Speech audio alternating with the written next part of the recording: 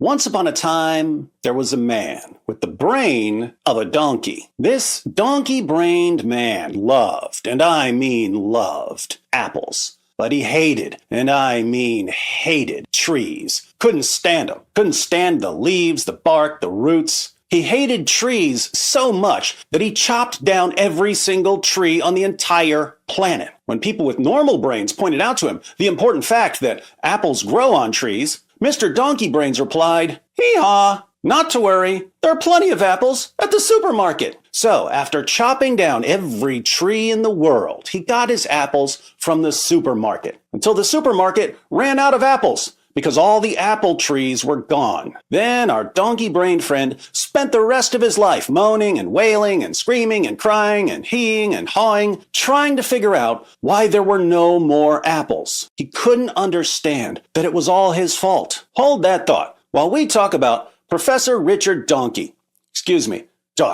Richard Dawkins has spent decades attacking Christianity, and yet he prefers living in a Christian country and considers himself a cultural Christian. We are culturally a Christian country. I call myself a cultural Christian. I sort of feel at home in the Christian ethos. Nevertheless, even when he's right in the middle of proclaiming that he prefers living in a Christian country, he can't help but attack Christianity. It's true that statistically the number of people who actually believe in Christianity is going down, and I'm happy with that. I do not believe a single word of the Christian faith. I think the things that Christians believe are actually nonsense. He loves the apples, but can't stand the apple tree. Speaking of trees, here's the parable of the mustard seed. The kingdom of heaven is like a grain of mustard seed that a man took and sowed in his field. It is the smallest of all seeds, but when it has grown, it is larger than all the garden plants and becomes a tree, so that the birds of the air come and make nests in its branches. The kingdom is going to begin as something extremely small, as Christianity did in the first century.